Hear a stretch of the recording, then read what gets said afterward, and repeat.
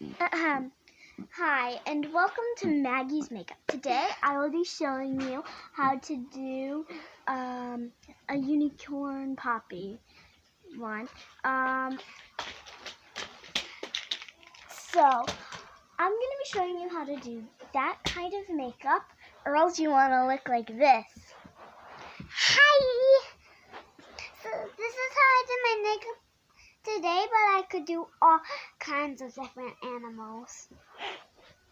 So, first I'm going to start with the blush.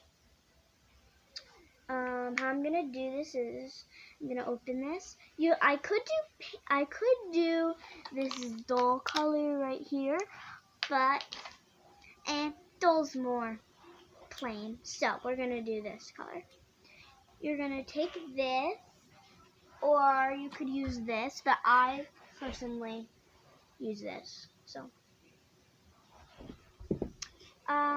you take this and then you go like this, and then you do it. Most of you probably know how to do makeup. At least I hope you do. Please